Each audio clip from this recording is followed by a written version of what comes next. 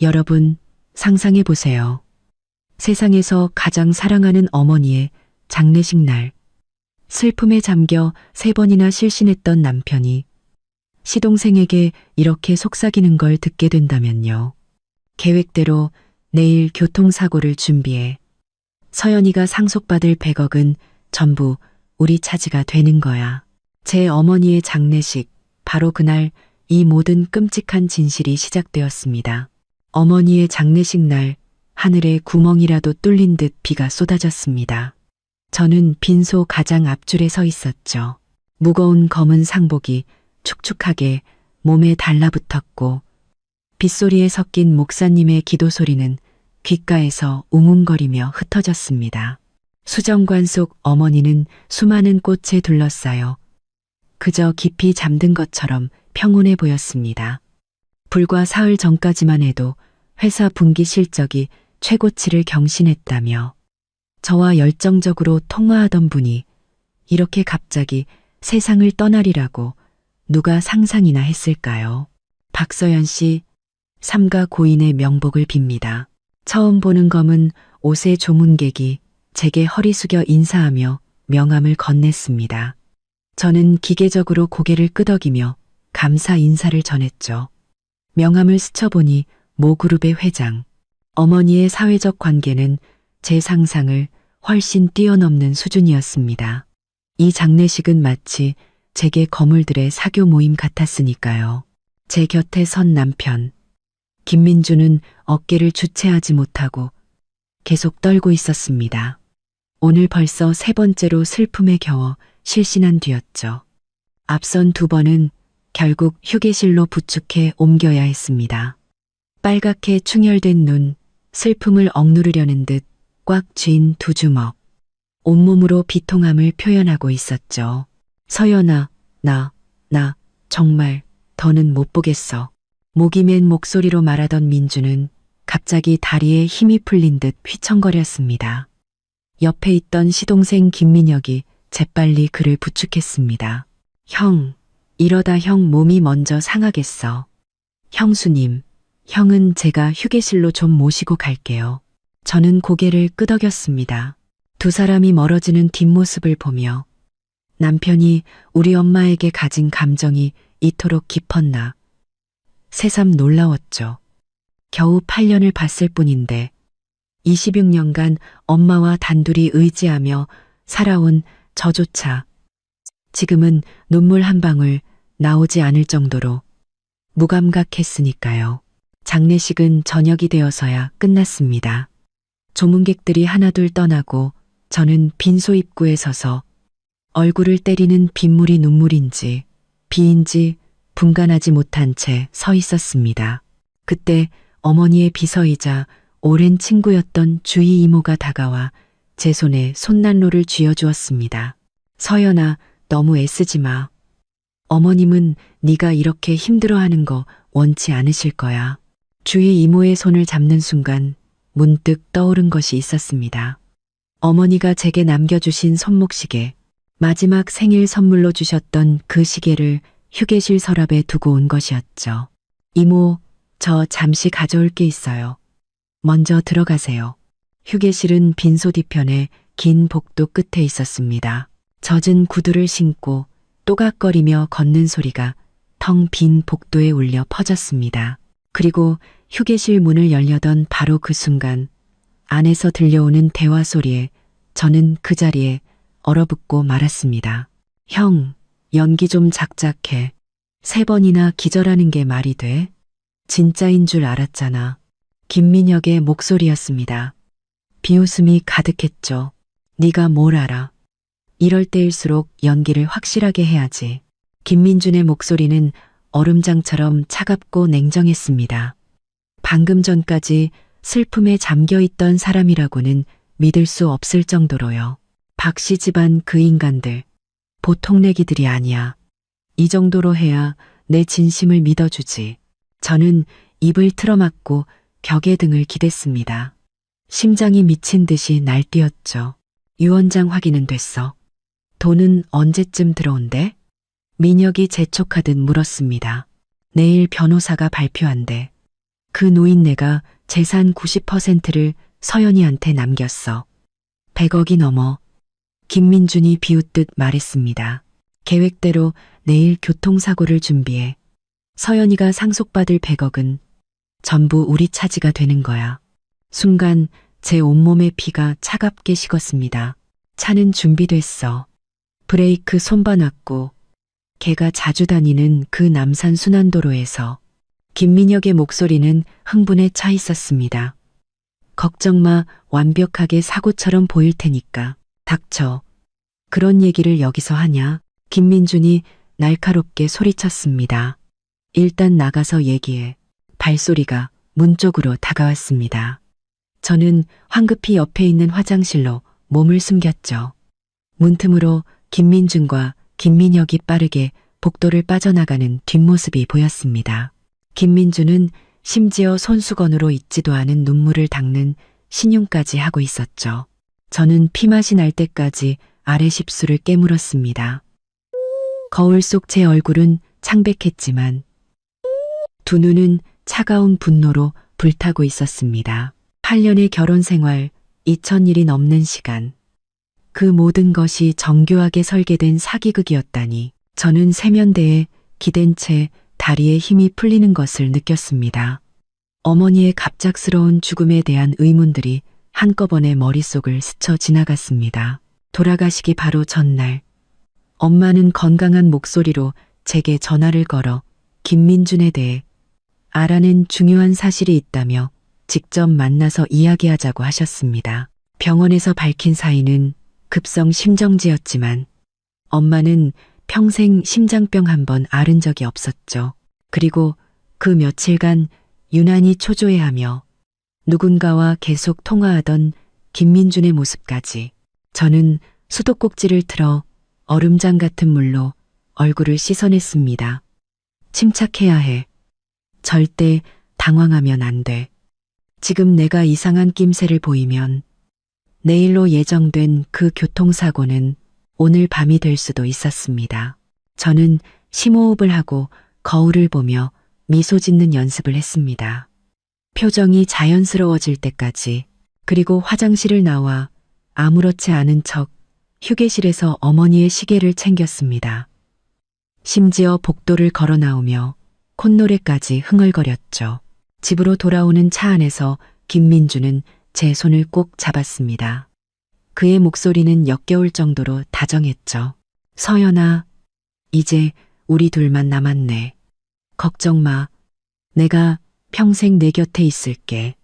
저는 그의 어깨에 기대 흐느끼는 척 했습니다. 민준 씨, 당신이라도 있어서 정말 다행이야. 차창 밖의 비는 점점 거세졌지만 제 마음은 빗물보다 더 차갑게 얼어붙어 있었습니다. 김민준, 넌 내가 이미 내 덫에 걸린 사냥감이라 생각하겠지. 천만에, 게임은 이제부터 시작이야. 100억의 유산, 그렇게 갖고 싶어? 그럼 어디 한번 해봐. 마지막에 누가 누구를 잡아먹게 될지. 차창 밖으로 빗방울이 번지며 도시의 불빛을 흐릿하게 만들었습니다. 마치 물감 젖은 유화 같았죠. 김민준의 손이 제 손등을 덮었습니다. 그의 따뜻하고 마른 손은 제 차가운 손과 극명한 대조를 이루었습니다. 불과 1시간 전, 이 손의 주인은 제 죽음을 냉정하게 계획하고 있었죠. 서연아, 저기 죽집에 들를까? 하루 종일 아무것도 못 먹었잖아. 김민준의 목소리는 꿀처럼 달콤했습니다. 그의 엄지손가락이 마치 놀란 아기 동물을 달래듯 제 손목을 부드럽게 어루만졌습니다. 저는 손을 빼고 싶은 충동을 억지로 참으며 말했습니다. 아니, 괜찮아. 입맛이 없어. 제 목소리는 어머니를 잃은 딸의 슬픔에 잠긴 톤. 바로 그것이었습니다. 그럼 집에 가서 따뜻한 우유라도 한 잔 마시자. 응? 네가 이러면 내 마음이 너무 아파. 그는 미간을 살짝 찌푸리며 걱정스럽게 저를 바라보았습니다. 얼마나 완벽한 남편인가요? 제 귀로 직접 듣지 않았다면 8년간 한 침대를 쓴 이 남자가 저를 죽이려 한다는 사실을 죽을 때까지 몰랐을 겁니다. 저는 그의 어깨에 머리를 기댄 채 눈을 감고 눈 속의 증오를 감췄습니다. 당신 말 들을게. 차는 강남의 고급 아파트 지하 주차장으로 들어섰습니다. 김민주는 제 쪽으로 와서 문을 열어주고 한 손으로는 우산을, 다른 한 손으로는 저를 부축했습니다. 그 세심함이 역겨웠죠.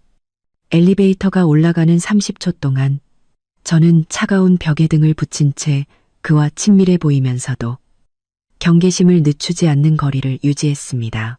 집 문이 닫히자마자 김민주는 분주하게 움직이기 시작했습니다.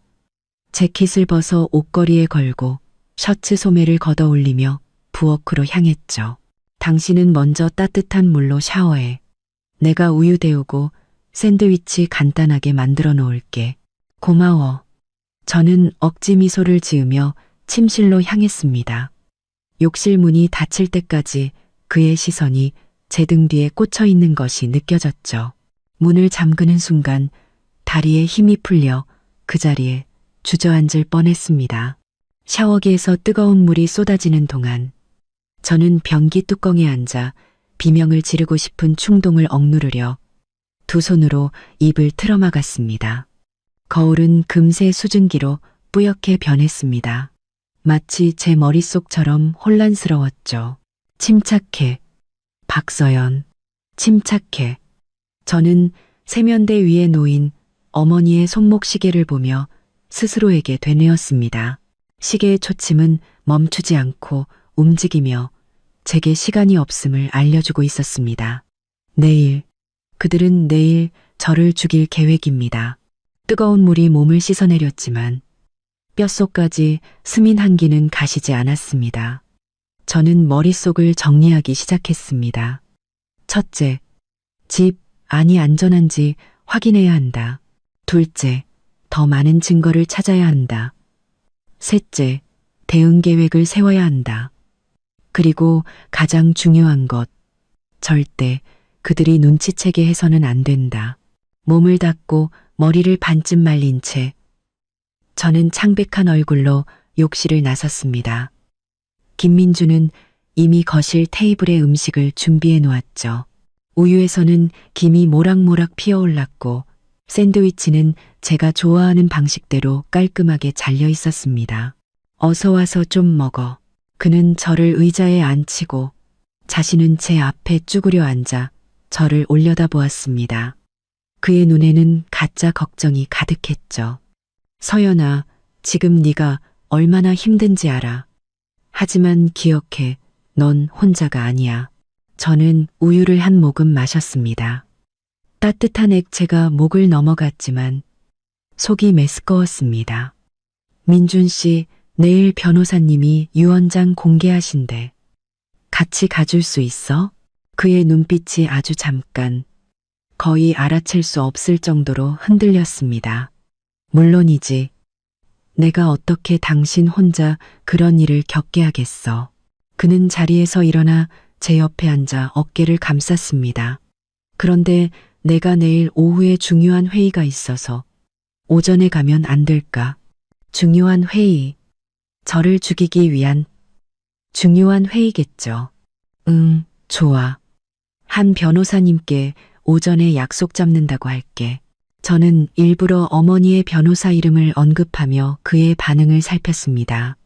김민준의 표정에는 아무런 변화가 없었죠. 그저 다정하게 제 머리를 쓰다듬을 뿐이었습니다. 참, 어머님이 돌아가시기 전에 유언장에 대해 뭐 말씀하신 거 없어? 드디어 떠보기 시작하는군요. 저는 눈을 내리깔고 생각하는 척했습니다. 그냥 대부분 나한테 남기신다고만 하셨어. 정확히 얼마인지는 말씀 안 하셨고, 저는 그를 올려다보며 말했습니다. 돈이 많고 적고는 중요하지 않아. 난 그냥 엄마가 돌아왔으면 좋겠어. 목소리가 떨렸습니다. 이번만큼은 연기가 아니었죠. 김민주는 저를 꽉 껴안았습니다. 알아, 다 알아. 그의 턱이 제 정수리에 닿았습니다. 저는 그의 가슴에 기댄 채 규칙적인 심장 박동 소리를 들으며 생각했습니다. 이 남자의 연기력은 아카데미 나무주연 상감이라고.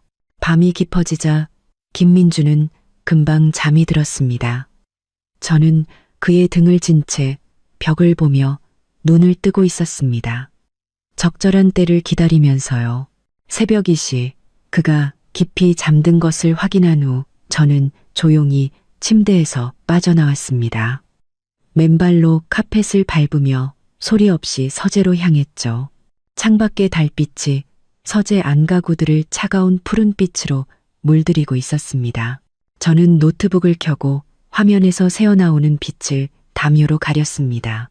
먼저 집안의 와이파이 공유기부터 확인했죠. 역시나 우리가 사용하는 기기들 외에 낯선 기기 2개가 네트워크에 연결되어 있었습니다. 심장이 쿵 내려앉았습니다. 저는 휴대폰 손전등을 켜고 서재 안을 샅샅이 뒤지기 시작했습니다. 책장 3번째 칸, 금융 관련 서적 뒤에서 제 책상을 향하고 있는 초소형 카메라를 발견했습니다. 그리고 벽 콘센트 옆에는 벽과 거의 구분이 가지 않는 작은 장치, 무선 도청기가 있었죠. 어쩐지 그가 항상 제 생각을 정확히 꿰뚫어 보는 것 같았습니다. 지난주 제가 서재에서 그냥 무심코 차를 바꾸고 싶다는 메모를 남겼는데 다음날 그는 깜짝 선물이라며 새 차를 보러 가자고 제안했었죠. 그때는 부부 사이의 텔레파시라고 생각했지만 지금 생각하니 소름이 끼쳤습니다. 저는 분노를 억누르며 계속 수색했습니다. 거실 화분 속, 침실 스탠드 및 심지어 욕실 환풍기 뒤에서도 불과 30분 만에 저는 7개의 감시 장비를 찾아냈습니다. 나의 집, 나의 결혼 생활, 이 모든 것이 정교하게 설계된 감시 실험에 불과했던 겁니다. 침대로 돌아오자 김민준이 뒤척이며 자연스럽게 제 허리에 팔을 둘렀습니다. 저는 그의 숨소리가 다시 깊어질 때까지 뻣뻣하게 누워 있었습니다. 내일 그들이 나를 죽이려 한다. 시간을 벌어야만 해. 다음 날 아침 창문 틈으로 햇살이 비집고 들어올 때쯤 저는 이미 아침 식사를 준비하고 있었습니다. 김민준이 잠이 덜 깬 얼굴로 부엌에 들어와 뒤에서 저를 껴안았습니다. 목덜미에 그의 입맞춤이 느껴졌죠. 좋은 아침. 왜 이렇게 일찍 일어났어? 잠이 안 와서. 저는 그에게 커피를 건네며 말했습니다. 당신이 좋아하는 베이컨에 그 머핀 만들었어. 그는 조금 놀란 듯 했지만 이내 감동한 표정을 지었습니다. 고마워, 자기야. 정말 자상하네. 그는 접시를 받아들며 제 손바닥을 장난스럽게 긁었습니다. 한때는 저를 설레게 했던 이 작은 행동이 지금은 구역질만 나게 했죠. 한 변호사님이랑 9시 반에 약속 잡았어. 저는 오렌지 주스를 마시며 물었습니다. 당신 회의는 몇 시야? 오후 2시. 그는 머핀을 한 입 베어 물며 말했습니다. 맛있다. 회의는 2시간 정도 걸릴 거야. 끝나자마자 바로 당신한테 올게. 저는 고개를 끄덕이며 아무렇지 않은 척 물었습니다. 무슨 회의인데 그렇게 중요해? 미룰 수는 없어? 인수합병 건 최종 협상이야. 상대방 대표가 내일 바로 출국해서 어쩔 수가 없어. 30억짜리 계약이라 성사되면 내가 파트너로 승진할 수도 있고. 새빨간 거짓말. 김민주는 투자회사 부사장으로 일하고 있지만 제가 알기로 최근 회사에 그만한 규모의 인수합병 건은 없었습니다. 저는 고개를 숙이고 아침을 먹으며 눈 속의 경멸을 감췄습니다. 9시 정각. 우리는 변호사 사무실로 향했습니다. 김민주는 문을 열어주고 안전벨트를 매주는 등 시종일관 저를 챙겼습니다. 저는 차창 밖으로 빠르게 지나가는 풍경을 보며 생각했습니다. 이 20분의 드라이브가 아마 우리가 함께하는 마지막 여정이 될 거라고요. 그의 계획대로라면 말이죠. 한상원 변호사의 사무실은 도심의 오래된 오피스텔 꼭대기 층에 있었습니다. 엘리베이터 문이 열리자 저는 어머니의 오랜 친구인 주희 이모가 눈이 퉁퉁 부은 채로 서 있는 것을 보았습니다. 주희 이모. 저는 달려가 그녀를 껴안았습니다.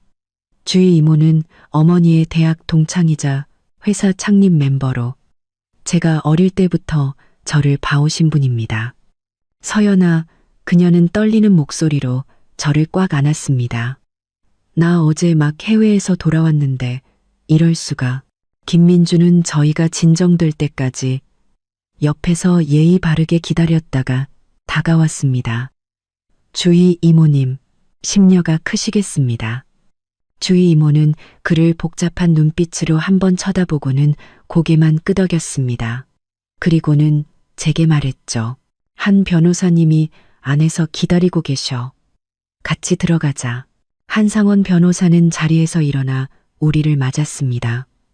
그는 40대 초반으로 몸에 잘 맞는 짙은 회색 정장을 입고 있었습니다.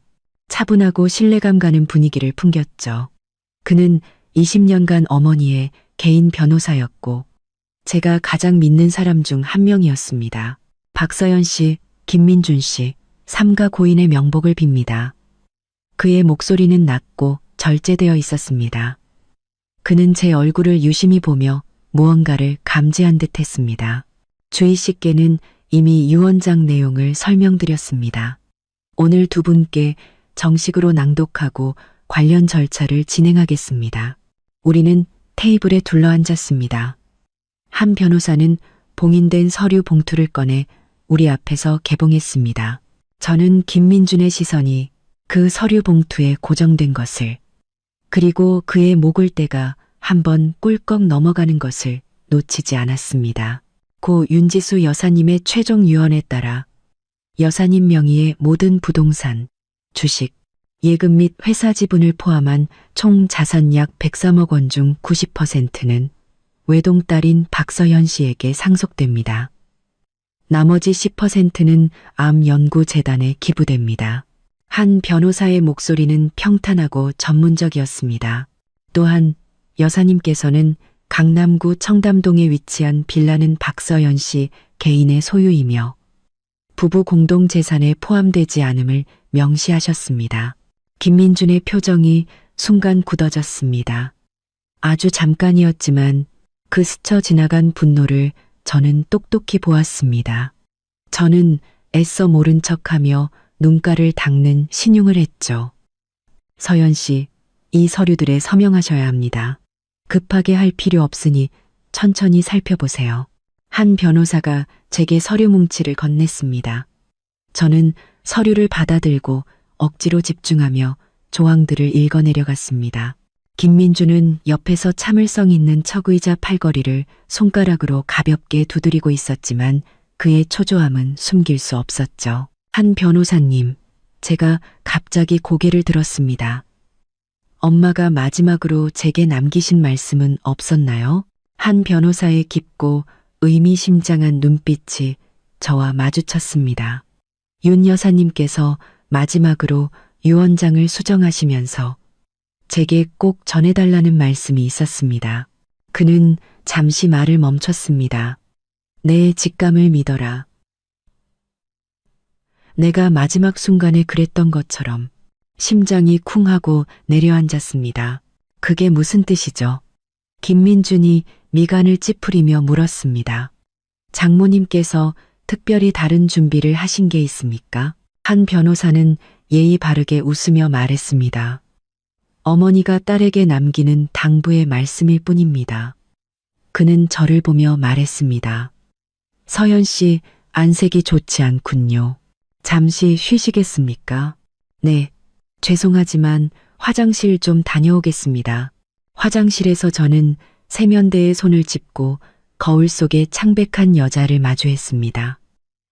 직감을 믿어라. 엄마는 마지막 순간에 무엇을 하셨을까? 김민준의 정체를 알아채셨던 걸까요? 사무실로 돌아오자 김민준이 한 변호사와 이야기를 나누고 있었습니다. 저를 보자마자 그는 자리에서 일어났죠. 서연아, 한 변호사님이 서류는 다음에 처리해도 된대. 당신 너무 피곤해 보여. 아니요, 오늘 다 끝낼래요. 저는 억지 미소를 지었습니다. 엄마도 제가 강한 모습을 보이길 바라실 거예요. 서명을 하는 동안 한 변호사는 무언가를 가늠하듯 계속 저를 힐끗 쳐다보았습니다. 절차가 끝나자 그는 제게 명함 한 장을 건넸습니다. 제 개인 번호입니다. 무슨 일이든 언제든 연락 주십시오. 김민준이 명함을 받으려는 듯 손을 내밀었습니다. 감사합니다. 제가 서연히 잘 챙기겠습니다. 하지만 한 변호사는 몸을 살짝 들어 제 손에 직접 명함을 쥐어주었습니다. 박서연 씨가 유산 상속인이므로 법적으로 직접 소통해야 합니다. 그의 말투는 부드러웠지만 단호했습니다. 사무실을 나설 때 주희 이모가 제 손을 붙잡았습니다. 서연아, 어머님이 내게 맡겨두신 물건이 있어. 꼭 네 손에 직접 전해주라고 신신당부하셨는데 언제 우리 집으로 한번 올래? 김민준이 즉시 끼어들었습니다. 이모님, 서연이가 요즘 감정 기복이 심해서요. 저희 집으로 가져다 주시면 안 될까요? 주희 이모는 그를 한번 쳐다보고는 차갑게 말했습니다. 아주 개인적인 물건들이라. 서연이는 뭔지 알지? 응? 저는 고개를 끄덕였습니다. 네, 이모. 제가 내일 오후에 가지러 갈게요. 그래, 기다릴게. 그녀는 의미심장한 눈빛으로 제 손을 한번 꾹 쥐었습니다. 집으로 돌아오는 길, 김민주는 유난히 말이 없었습니다. 신호 대기 중에 그가 갑자기 입을 열었죠. 그 한 변호사라는 사람, 당신한테 무슨 흑심 있는 거 아니야? 심장이 덜컥 내려앉았습니다. 그게 무슨 소리야? 당신 보는 눈빛이 이상하잖아. 굳이 개인 번호까지 주고. 김민준의 목소리에는 억눌린 분노가 서려 있었습니다. 그리고 장모님은 왜 빌라를 굳이 따로 빼놓으셨을까? 혹시 딴 남자랑 만나라고 따로 공간 마련해 주신 거 아니야? 저는 충격받은 얼굴로 그를 쳐다보았습니다. 이 터무니없는 의심은 그의 뒤틀린 내면을 그대로 보여주었죠. 김민준, 엄마 돌아가신 지 얼마나 됐다고. 한 변호사님은 나 어릴 때부터 봐오신 분이야. 어떻게 그런 더러운 생각을 할 수 있어? 그는 즉시 태도를 바꿨습니다. 미안해, 서연아. 내가 당신을 너무 걱정해서 그래.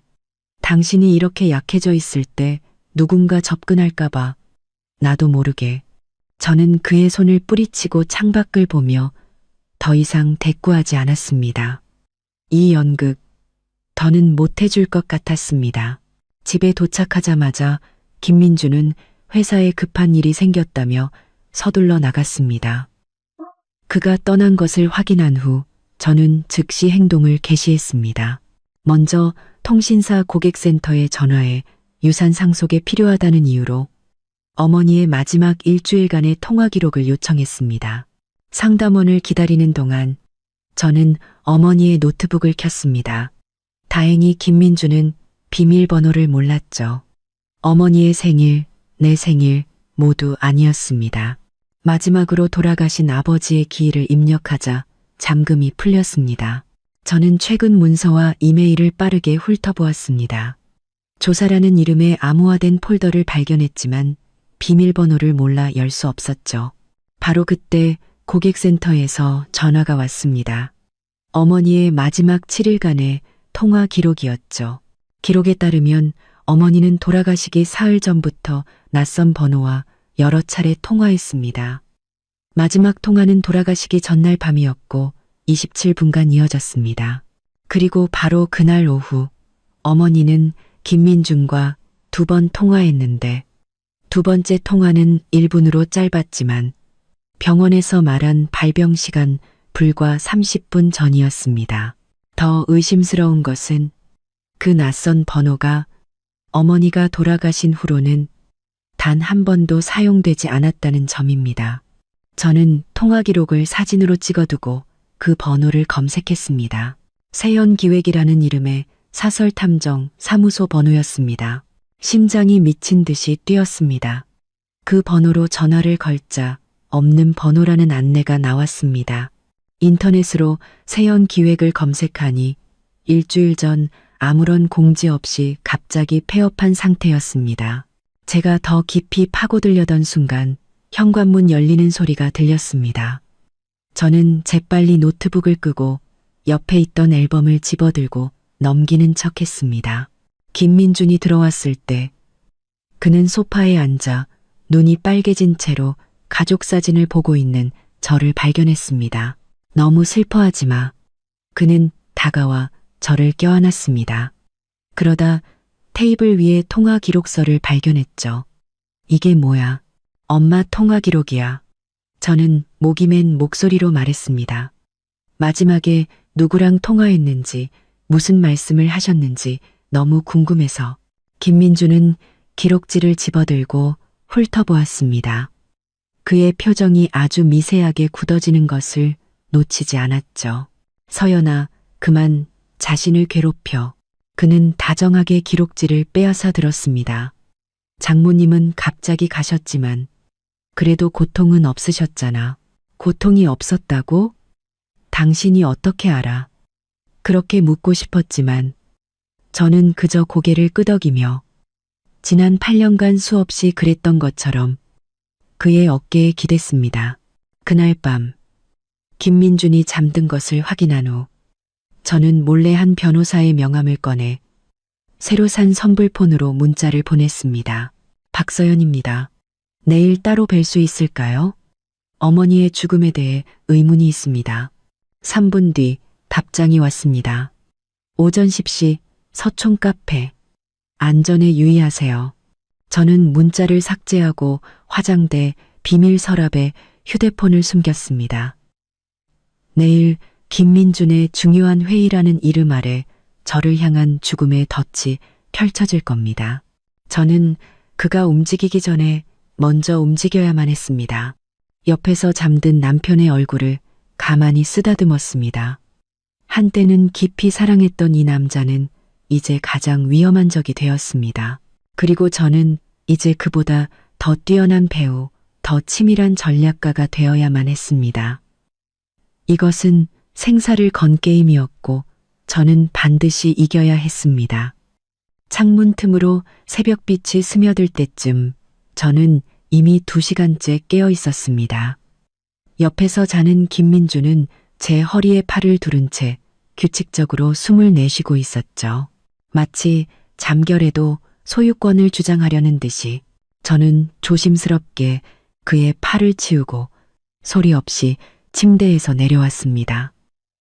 욕실 문을 닫자마자 세면대 수납장 비밀 공간에 숨겨둔 선불폰을 꺼냈습니다.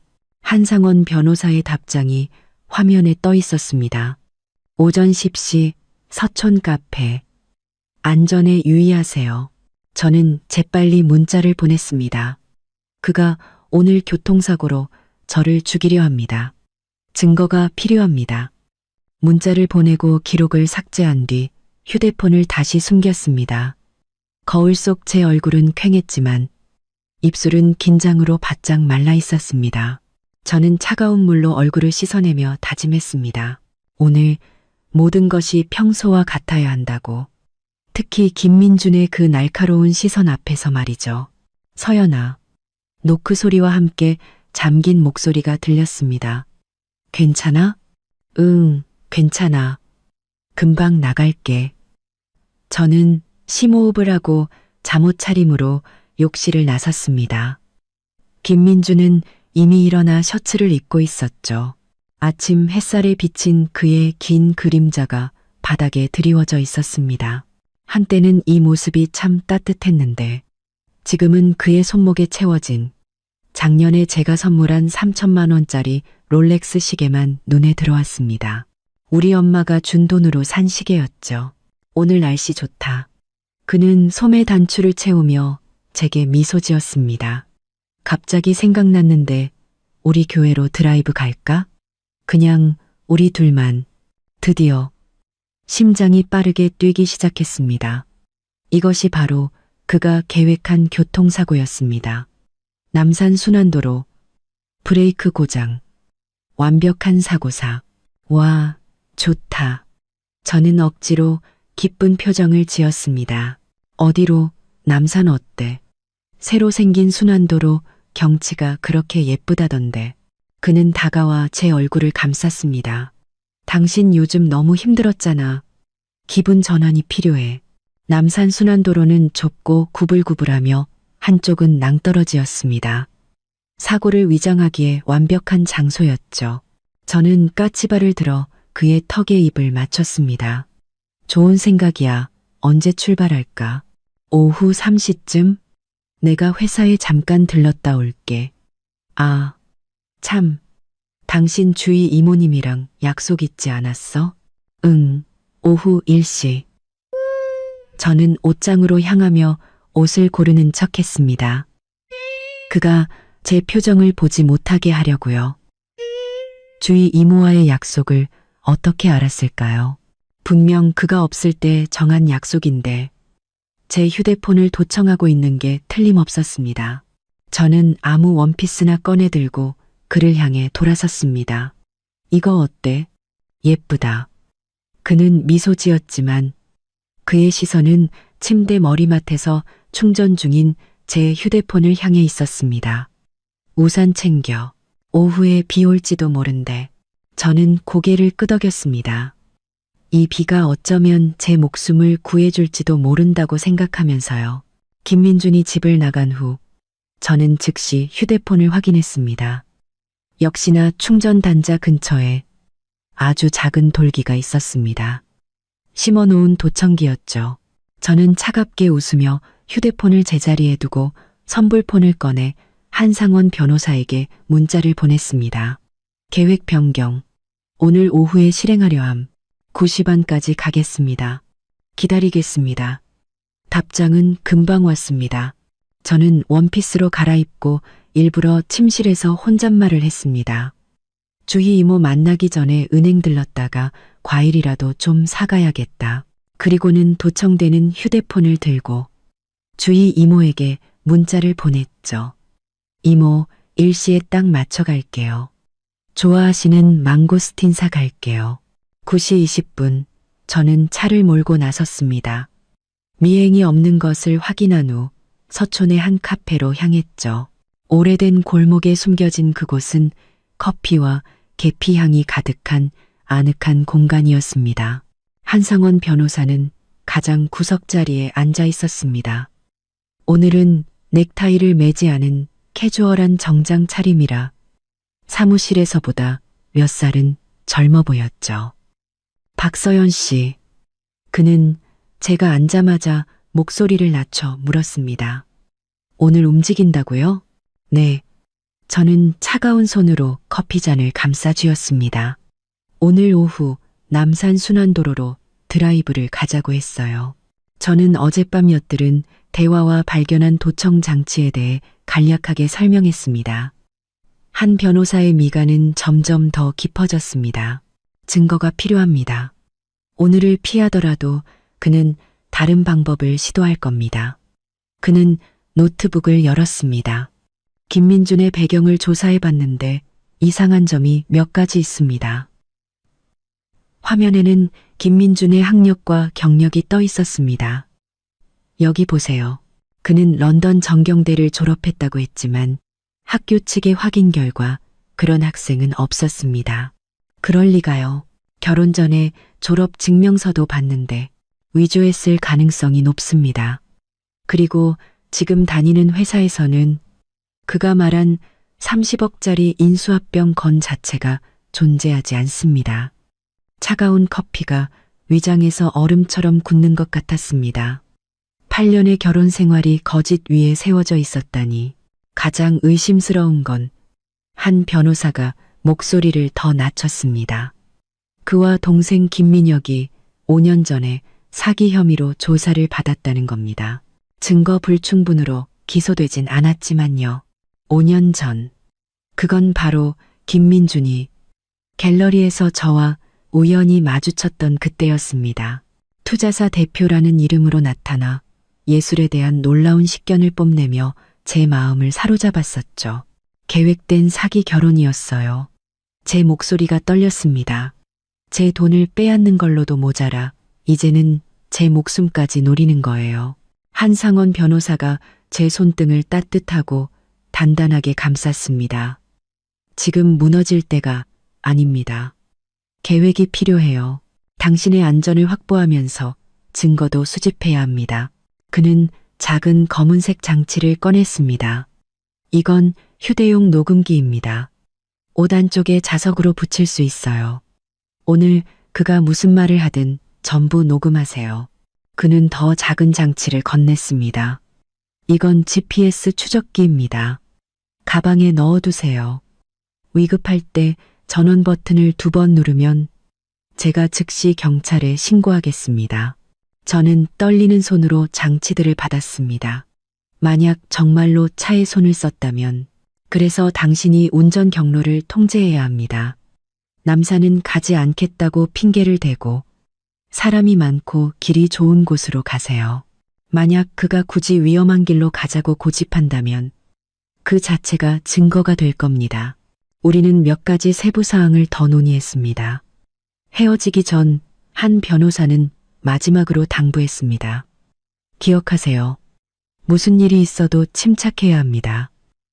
당신의 안전이 최우선입니다. 차에 올라타자 다리에 힘이 풀렸습니다.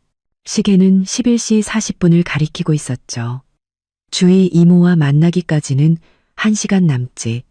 저는 먼저 은행으로 가 어머니가 남겨두신 금고를 확인하기로 했습니다.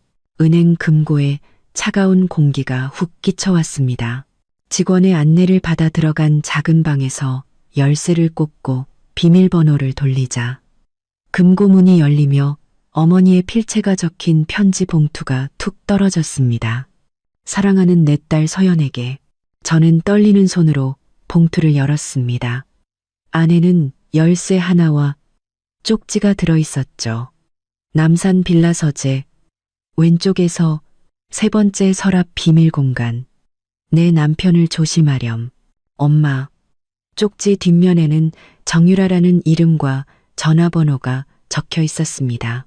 주희 이모는 강남의 오래된 고급 주택가에 살고 있었습니다.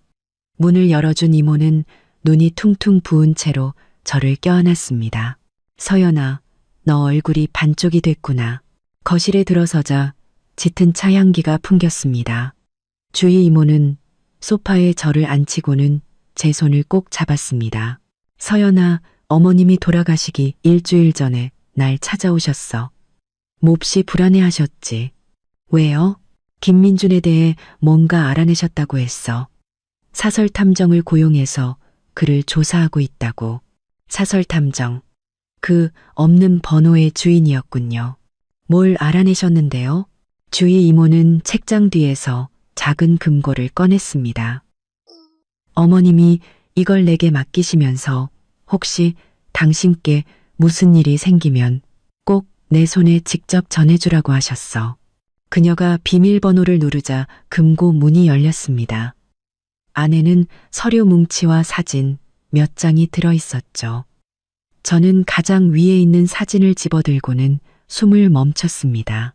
사진 속에서 김민주는 어떤 여자와 다정하게 어깨동무를 하고 있었습니다.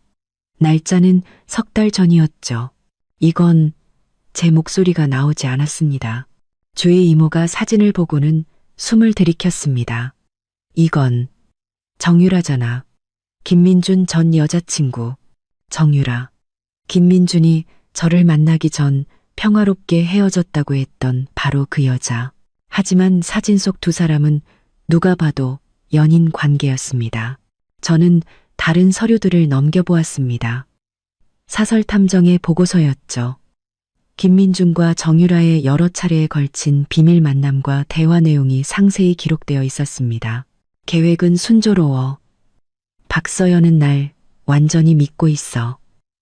레스토랑에서 정유라에게 말하는 김민준의 목소리가 글자를 뚫고 들리는 듯했습니다. 그 여자 유산 상속받으면 사고로 위장해서 처리할 거야. 늘 하던 대로 7대3. 이번엔 100억이야. 3알만 먹기엔 너무 아깝지 않아? 정유라의 목소리가 이어졌습니다. 바보야. 7알은 남들 보여주기용이지. 실제로는 전부 우리 거야. 민혁이 몫은 내가 알아서 처리할 거고.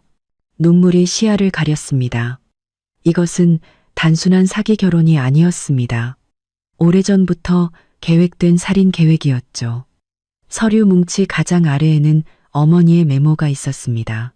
서연아, 김민준과 김민혁이 5년 전부터 우리 집안을 노리고 접근한 것 같다. 내 아버지가 남긴 광산 지분 때문이야. 그들이 이제 수단과 방법을 가리지 않을까 걱정된다. 내일 모든 걸 직접 말해주마. 조심하렴. 누구도 믿지 마라. 엄마, 날짜는 어머니가 돌아가시기 바로 전날이었습니다. 서연아, 서연아, 주희 이모가 제 어깨를 흔들었습니다. 너 얼굴이 새하얘. 무슨 일이야? 저는 기계적으로 서류들을 그녀에게 건넸습니다. 주희 이모는 서류를 읽고는 입을 틀어막았습니다. 세상에, 이건 살인 계획이잖아. 그뿐만이 아니에요. 제 목소리가 낯설게 들렸습니다. 엄마의 죽음도 사고가 아닌 것 같아요. 주희 이모의 얼굴이 하얗게 질렸습니다. 어제 장례식 끝나고 병원에 이 박사님이 그러시더라. 어머님 돌아가실 때 증상이 자연적인 심정지 같지 않았다고. 저는 자리에서 벌떡 일어났다가 다시 주저앉았습니다. 세상이 빙빙 돌고 귓가에서 윙윙거리는 소리가 났습니다. 김민주는 저를 죽이려 할 뿐만 아니라 이미 제 어머니를 죽였을지도 모릅니다. 당장 그 사람에게서 벗어나야 해. 주희 이모가 제 손을 꽉 잡았습니다. 오늘 당장 남산 빌라로 가. 거긴 안전할 거야. 저는 고개를 저으며 억지로 마음을 다잡았습니다. 안 돼요. 그랬다간 그들이 눈치챌 거예요. 그는 아직 제가 진실을 안다는 걸 몰라요.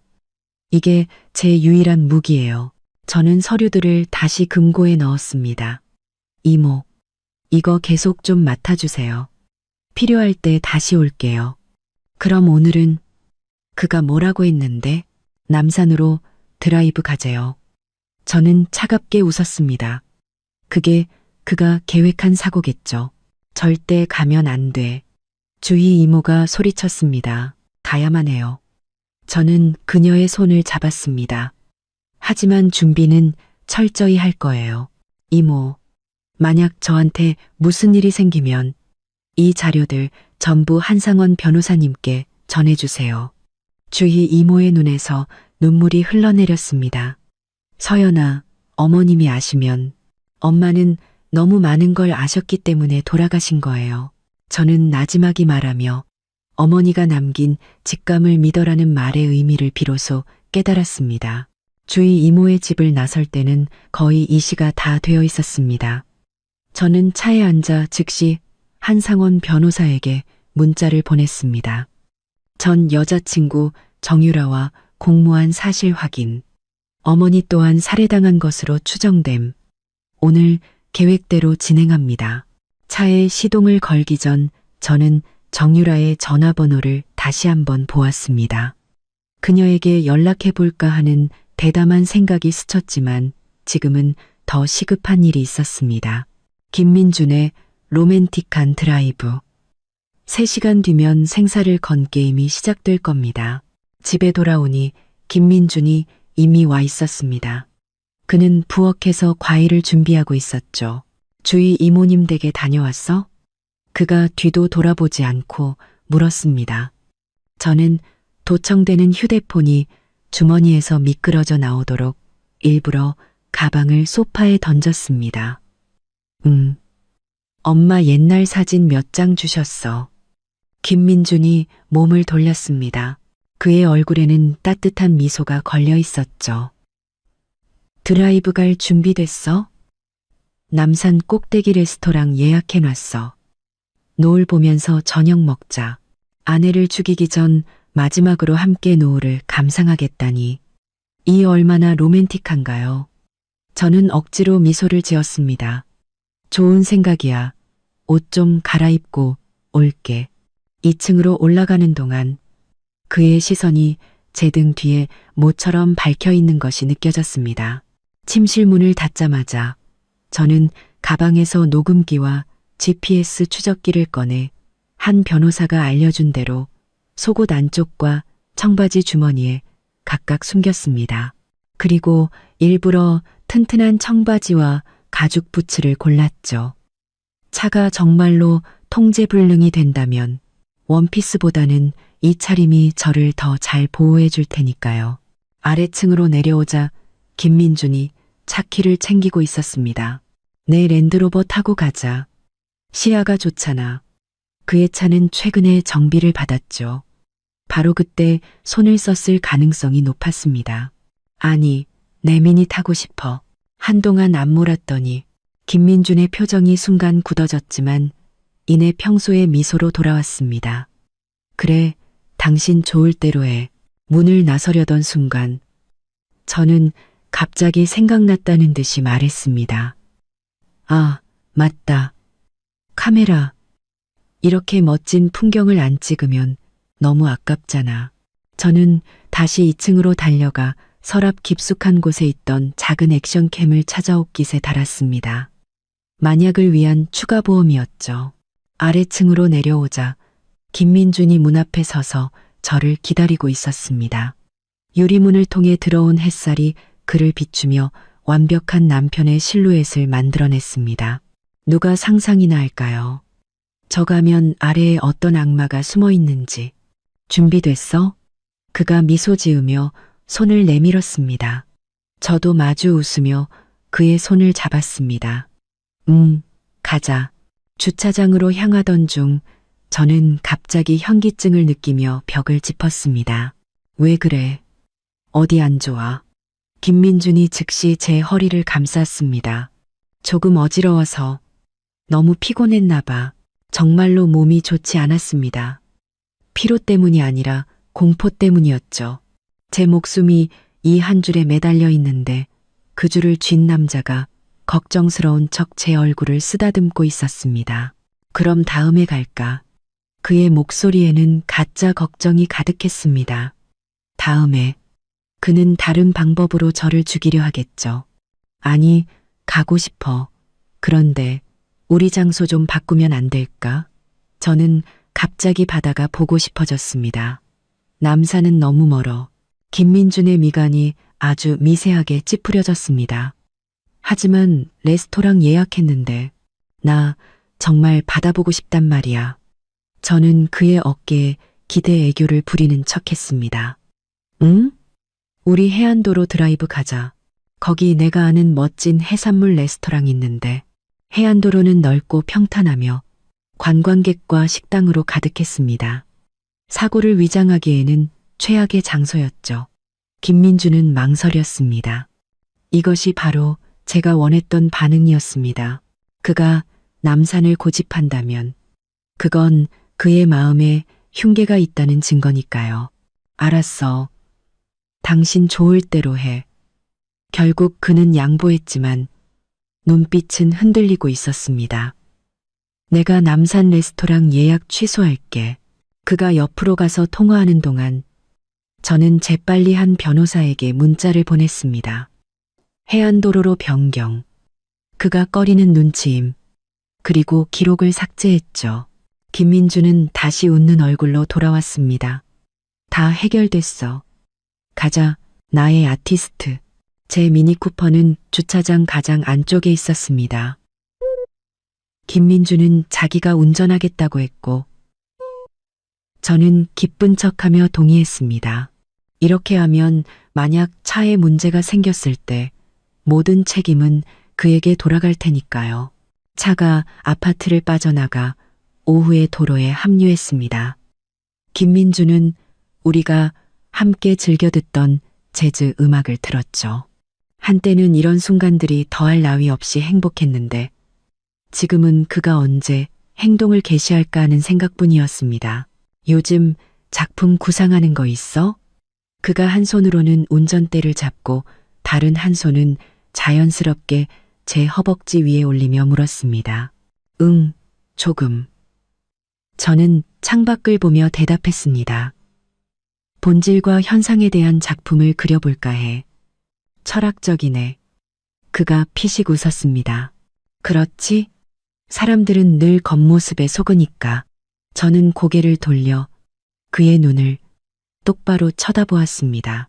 예를 들면 완벽해 보이는 결혼 생활 뒤에 정교하게 설계된 사기극이 숨어 있다거나 제 허벅지 위에 있던 그의 손가락이 순간 굳어졌다가 다시 풀렸습니다. 예술가들은 역시 생각이 많아. 그래도 내가 사랑하는 당신의 모습이지. 사랑이라는 단어가 그의 입에서 나오니 역겨울 뿐이었습니다. 저는 창밖을 보며 침묵했고 녹음기는 이 치명적인 대화를 조용히 담고 있었습니다. 해안도로에 진입하자 김민주는 안절부절 못하며 계속 시계를 쳐다봤습니다. 해안도로는 범행 장소로 적합하지 않았기에 그는 계획을 수정해야만 했을 겁니다. 저기 전망대에 잠시 멈출까? 사진 좀 찍고 싶은데. 전망대는 사람들로 붐볐습니다. 그가 거기서 무언가를 저지를 수는 없었죠. 김민주는 고개를 끄덕이며 방향 지시등을 켰습니다. 차에서 내린 후 저는 일부러 느릿느릿 사진을 찍으며 그의 반응을 살폈습니다. 그는 난간에 기대어 귀에 휴대폰을 바싹 붙이고 통화 중이었습니다. 제가 살짝 다가가자 그의 낮은 목소리가 들렸습니다. 계획이 바뀌었어. 오늘은 안 되겠다. 응. 여기는 사람이 너무 많아. 내일 다시 방법을 찾아보자. 저를 발견한 그는 황급히 전화를 끊고 웃는 얼굴로 다가왔습니다. 사진 잘 나왔어? 응, 그럭저럭. 누구랑 통화했어? 회사 일. 그는 제 어깨를 감쌌습니다. 배고프지? 밥 먹으러 가자. 레스토랑에서 김민주는 제가 좋아하는 해물 모듬과 화이트 와인을 주문하는 등 유난히 친절했습니다. 저는 그가 손대지 않은 음식만 조심스럽게 먹었고 와인도 한 모금만 마셨습니다. 그가 음식에 무슨 짓을 했을지 알 수 없었으니까요. 해가 질 무렵 우리는 해변을 걸었습니다. 김민준이 갑자기 멈춰서더니 주머니에서 작은 상자를 꺼냈습니다. 서연아, 요즘 네가 너무 힘들어해서. 그는 모래사장에 한쪽 무릎을 꿇고 상자를 열었습니다. 안에는 눈부신 다이아몬드 반지가 들어있었죠. 이건 우리 결혼 기념일에 주려고 미리 맞춰둔 거야. 하지만 지금 내게 작은 기쁨이라도 주고 싶었어. 저는 그의 뻔뻔함에 할 말을 잃었습니다. 이게 뭔가요? 오늘 살인 계획이 실패했으니 이 반지로 제 경계심을 무너뜨리려는 걸까요? 저는 감동해서 말을 잇지 못하는 척하며 반지를 받았습니다. 너무 예쁘다. 고마워. 그는 일어나서 저를 깊이 껴안았습니다. 사랑해, 서연아. 우리 이 힘든 시간 꼭 같이 이겨내자. 저는 그의 가슴에 기댄 채 이것이 제가 본 가장 완벽한 연기라고 생각했습니다. 제 손안의 반지는 마치 뜨거운 숯덩이처럼 느껴졌죠.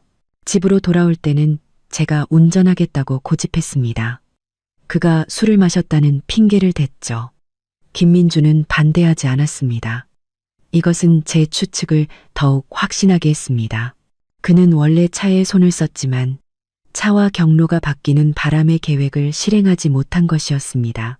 집에 도착하자마자 저는 샤워를 핑계로 녹음 장비와 카메라를 확인했습니다. 뜨거운 물이 몸을 씻어내렸지만 온기는 전혀 느껴지지 않았습니다. 오늘 위기는 넘겼지만 김민주는 분명 곧 다른 방법을 시도할 겁니다. 바로 그때 욕실 문이 벌컥 열렸습니다. 김민준이 문 앞에 서 있었죠. 수건 가지러 왔어. 그는 웃으며 선반에 수건을 집어들었습니다. 심장이 멎는 것 같았습니다. 제 가방이 바로 세면대 위에 있었고 그 안에는 선불폰과 주희 이모에게서 받은 자료들이 들어 있었으니까요. 만약 그가 가방을 본다면. 하지만 김민주는 수건만 들고 나갔습니다. 나가면서 너무 오래 씻지 마. 어지러울라 라는 다정한 말까지 덧붙였죠. 문이 닫히자 저는 욕조에 주저앉아 온몸을 떨었습니다. 이 쫓고 쫓기는 게임은 이제 막 시작되었을 뿐인데 저는 이미 기진맥진했습니다. 잠옷으로 갈아입고 나오니 김민주는 서재에서 일하고 있었습니다. 저는 몰래 선불폰을 꺼내 정유라에게 문자를 보냈습니다. 박서연입니다. 김민준의 아내, 얘기 좀 합시다. 그리고 한상원 변호사에게는 오늘 수집한 녹음과 영상 파일을 보냈습니다. 1차 시도 실패. 하지만 포기하지 않을 겁니다. 정유라에 대한 정보가 더 필요합니다. 침대에 누워 천장을 바라보며 생각에 잠겼습니다. 내일 김민주는 어떤 방법을 시도할까? 가스 누출, 강도 위장, 아니면 더 은밀한 독살. 옆자리가 푹 꺼지며 샤워를 마친 김민준이 누웠습니다. 오늘 즐거웠어? 그가 나지막이 물었습니다. 응, 아주. 저는 지난 8년간 수없이 그랬던 것처럼 그의 품에 파고들었습니다.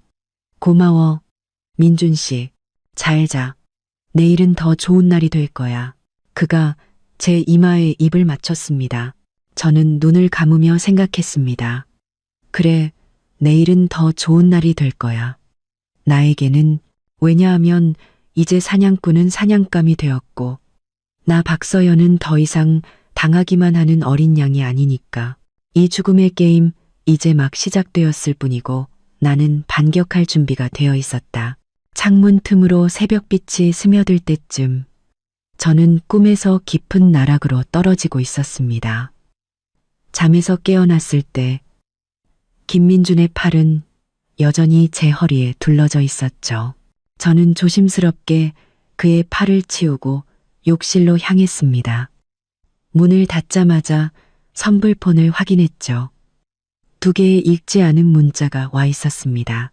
하나는 낯선 번호로부터 온 것이었습니다. 정유라입니다. 오늘 오후 3시 청담동 카페에서 보죠. 다른 하나는 한상원 변호사로부터 온 것이었죠. 정유라 배경조사 완료. 5년 전 김민준과 동업, 사기 혐의 연루 후 갑자기 잠적. 만날 때 조심하세요. 저는 문자를 삭제하고 휴대폰을 다시 숨겼습니다. 김민준이 욕실 문을 두드렸습니다. 서연아, 괜찮아? 응, 금방 나갈게. 김민준은 이미 옷을 다 입고 제게 뜨거운 커피를 건넸습니다. 어젯밤 잘 잤어. 저는 마시는 척만 했습니다. 그의 살인 계획을 안 이상 그가 주는 것은 무엇이든 입에 댈 수 없었죠. 그럭저럭 오늘 당신 집에 있어 줄까? 회사일 미룰 수 있어. 심장이 덜컥 내려앉았습니다. 저를 감시하려는 걸까요? 아니면 오늘 또 다른 살인 계획이 있는 걸까요?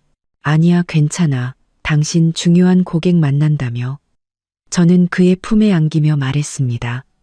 나 오늘 오후에 주희 이모 만나서 엄마 유품 좀 받아오려고. 김민준의 몸이 아주 미세하게 굳어지는 것이 느껴졌습니다. 내가 같이 갈까? 아니, 여자들끼리 할 얘기가 좀 있어서. 저는 웃으며 그를 밀어냈습니다. 그는 더 이상 고집하지 않았지만 그의 눈빛은 흔들리고 있었죠. 아침 식사 후 김민주는 서재로 들어갔습니다. 저는 식탁 위에 놓인 그의 휴대폰을 보았죠. 위험한 생각이 머리를 스쳤습니다. 서재 문틈으로 그의 낮은 목소리가 들려왔습니다. 오늘 박서연 단단히 감시해. 응, 주희 이모 집. 저는 주방으로 돌아가 주희 이모에게 문자를 보냈습니다. 오늘 감시당할 것 같아요. 장소 변경 가능할까요? 우리 집 뒷문으로 와. 3시에 안전한 곳으로 데려다 줄게. 3시. 정유라와의 약속 시간과 겹쳤습니다. 저는 정유라에게 문자를 보냈습니다. 5시로 변경 가능할까요? 그리고 한 변호사에게는 오늘 정유라를 만날 수도 있습니다. 꼭 물어봐야 할 질문이 있을까요? 라고 보냈습니다. 5년 전 홍원 프로젝트에 대해 그리고 왜 갑자기 잠적했는지 물어보세요. 김민준을 조심하고 모든 대화를 녹음하세요. 김민준이 서재에서 나왔을 때 저는 거실에서 어머니의 앨범을 보고 있었습니다. 나 회사 좀 다녀올게. 점심 전에 돌아올 거야. 그가 제 이마에 입을 맞췄습니다. 그가 떠나자마자 저는 즉시 집안의 감시장치를 확인했습니다. 역시나 거실 액자 뒤에 새로운 카메라가 설치되어 있었죠. 저는 껌을 씹어 렌즈에 붙였습니다. 그리고 2층으로 올라가 미리 준비해둔 가방을 챙겼습니다. 그때 초인종이 울렸죠. 김민혁이었습니다. 형수님, 형수님, 혼자 계셔서 심심할까봐 저보고 와보래요. 감시는 감시라고 말하지. 저는 그를 집 안으로 들였습니다. 민준 씨 방금 회사 갔는데. 알아요. 방금 통화했어요. 형수님 어디 가세요? 제가 모셔다 드릴게요. 그가 지나치게 친절하게 굴었습니다. 아니야, 근처 마트에 잠깐. 저는 그와 거리를 두었습니다. 하지만 제가 가방을 들고 나서자 그도 따라 일어섰습니다. 마침 저도 그쪽에 볼 일 있는데 같이 가요. 어쩔 수 없이 저는 그와 함께 나섰습니다. 교차로에 다다랐을 때 저는 갑자기 배를 움켜쥐었습니다. 아, 나 배가 너무 아파. 근처에 약국 있어? 저기 모퉁이 돌면 바로 있어요. 미안한데 지사제 좀 사다 줄래? 나 도저히 못 걷겠어. 스맥타. 저는 고통스러운 척 허리를 숙였습니다. 그는 마지못해 약국으로 향했고 그의 모습이 사라지자마자 저는 길가에 택시를 잡아탔습니다. 청담동 카페요. 빨리요. 카페 구석에 앉아 기다리자 약속 시간인 3시 정각에 검은 트렌치 코트를 입은 여자가 들어왔습니다. 정유라였죠. 그녀는 제 앞에 앉아 선글라스를 벗었습니다. 피곤한 기색이 역력한 얼굴이었습니다. 박서연 씨, 당신이 지금 얼마나 위험한 상황인지 알아요? 그녀는 단도직입적으로 물었습니다. 김민준이 절 죽이려 한다는 거 알아요. 저도 솔직하게 말했습니다. 그녀의 눈동자가 흔들렸습니다. 그것보다 더 최악이에요. 그는 이미 사람을 죽였어요.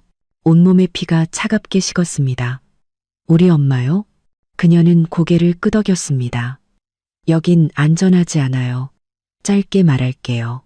5년 전 저와 김민주는 투자회사를 차렸어요. 당신과 당신 어머니가 우리의 타겟이었죠. 모든 것이 계획된 것이었습니다. 하지만 그는 제가 생각했던 것보다 훨씬 더 끔찍한 인간이었어요. 3년 전 우리 사기 행각을 눈치챈 투자자가 있었는데 그 사람 교통사고로 죽었어요. 사고가 아니었어요. 김민준 사촌이 경찰이라 사건을 덮었죠. 저는 휴대폰 녹음 버튼을 몰래 눌렀습니다. 왜 이제 와서 이런 말을 하는 거죠? 당신 어머니 기사를 봤어요. 수법이 너무 똑같아서. 그녀는 가방에서 봉투를 꺼내 제게 건넸습니다. 이건 김민준이 심정지를 유발하는 약물을 구매한 기록이에요. 제가 빼돌려서 제 목숨 부지용으로 가지고 있었죠. 왜 경찰에 신고하지 않았어요? 증거가 없었어요. 그리고 전 그가 무서워요. 하지만 당신은 그의 아내잖아요. 더 많은 증거에 접근할 수 있을 거예요. 그녀가 자리에서 일어났습니다. 전 이만 가봐야겠어요. 그가 알면. 잠깐만요. 홍원 프로젝트가 뭐죠? 정유라의 얼굴이 새하얗게 질렸습니다. 그건 절대 파헤치지 마세요. 당신 목숨을 위해서라도. 그녀는 황급히 카페를 빠져나갔습니다. 카페를 나서자마자 주위 이모에게서 전화가 왔습니다. 서연아, 큰일 났어. 집에 도둑이 들어서 금고를 훔쳐갔어. 저는 길가에 서서 온몸이 차갑게 굳는 것을 느꼈습니다. 김민준의 지시였습니다. 저는 주위 이모에게 경찰에 신고하되 금고 얘기는 빼달라고 부탁했습니다. 그리고 한 변호사에게 문자를 보냈죠. 금고, 도난, 정유라에게서 약물 구매 기록 확보. 모든 증거 가지고 즉시 사무실로 오세요. 집에 가지 마세요. 한 변호사 사무실에서 저는 모든 사실을 털어놓았습니다. 그는 제가 건넨 봉투를 확인하고는 미간을 찌푸렸습니다. 이건 희귀한 심장 독극물입니다. 부검으로도 거의 발견되지 않죠. 그는 제게 USB를 건넸습니다. 김민준 형제의 모든 배경 자료입니다. 그리고 당신 어머니께서 돌아가시기 전에 병원에서 어떤 약물 기록을 열람하셨다는 사실도 알아냈습니다. 그걸 알아내셨기 때문에 돌아가신 거군요. 그럴 가능성이 높습니다. 그리고 홍원 프로젝트는 5년 전 김민준이 당신 아버지의 광산 지분을 노리고 벌인 사기 사건이었습니다. 당신 어머니께서 막으셨죠. 그래서 그가 작전을 바꾼 겁니다. 사기에서 결혼과 살인으로 저는 온몸을 떨었습니다. 한 변호사가 제 손을 잡았습니다. 우리가 그를 멈추게 할 겁니다. 하지만 지금은 침착하게 완벽한 아내 연기를 계속해야 합니다. 집으로 돌아오는 길 정유라에게서 문자가 왔습니다. 그가 우리 만난 거 알았어요. 조심해요. 그는 당신 상상보다 더 위험해요. 집 앞에 도착했을 때 저는 가방 안감에서 작은 추적 장치를 발견했습니다. 김민혁이 붙인 것이었죠. 저는 그것을 떼어 길고양이 목걸이에 붙였습니다. 문을 열자 김민준이 저를 맞았습니다. 그의 얼굴은 폭풍전야처럼 어두웠죠. 어디 갔었어? 주위 이모가 당신 안 왔다는데. 저는 마트 봉투를 흔들어 보였습니다. 마트 가서 장 봐왔지. 당신 맛있는 거 해주려고. 그의 표정이 조금 누그러졌습니다. 저녁 식탁에서 저는 주위 이모 집에 도둑이 들었다는 얘기를 꺼냈습니다. 김민준의 포크가 멈칫했죠. 저는 그를 떠보기 위해 다행히 엄마가 남기신 중요한 서류들은 은행에 보관해서 괜찮대요 라고 말했습니다. 그의 눈빛이 흔들렸습니다. 그날 밤 김민준이 잠든 후 저는 서재에서 한 변호사가 준 USB를 확인했습니다. 홍원이라는 이름의 암호화된 폴더를 어머니 생일로 열자 충격적인 내용이 드러났습니다. 5년 전 김민준은 제 아버지의 광산 지분을 노렸지만 어머니께 막히자 제게 접근하기로 계획을 바꿨습니다. 그가 동생에게 보낸 메일에는 이렇게 적혀 있었죠. 그 늙은 여우는 너무 똑똑해. 전공법은 안 먹혀. 딸한테 접근해서 내부에서 무너뜨려야겠어.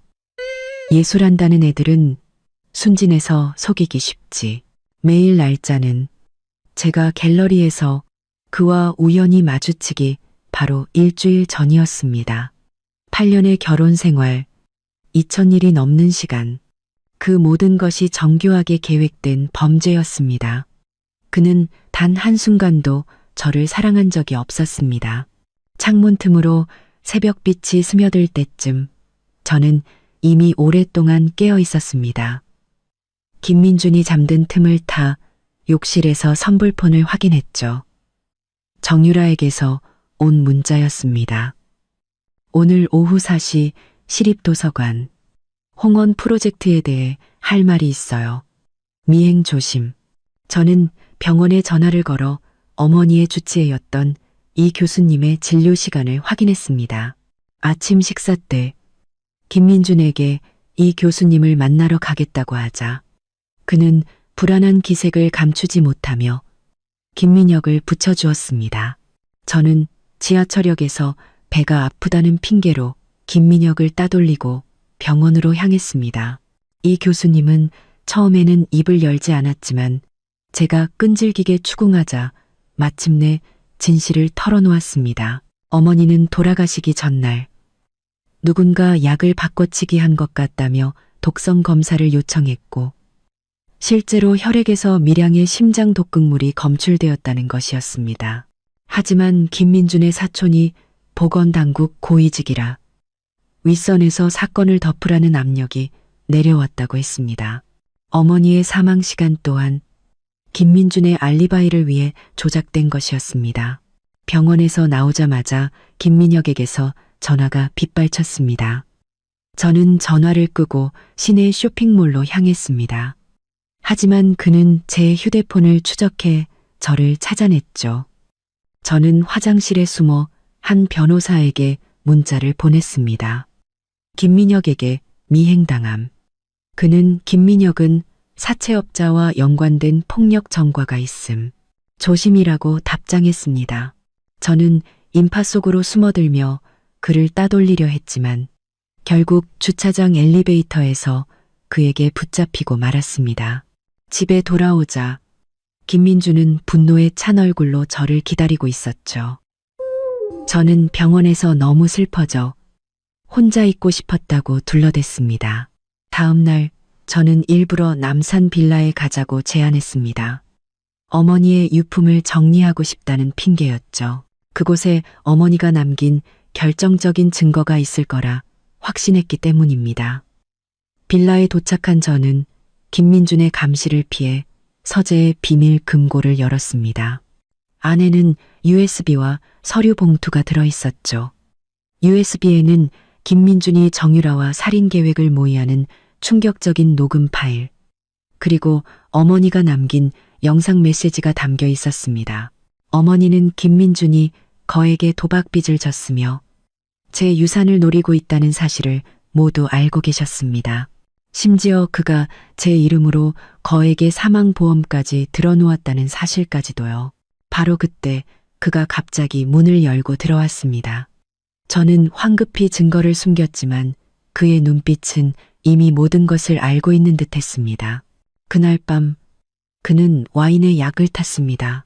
저는 마시는 척하며 잔을 바꿔치기 했고 그가 약에 취해 잠들자 그의 휴대폰과 노트북에서 모든 증거를 빼내 한 변호사에게 전송했습니다. 다음 날 아침 경찰이 들이닥쳤습니다.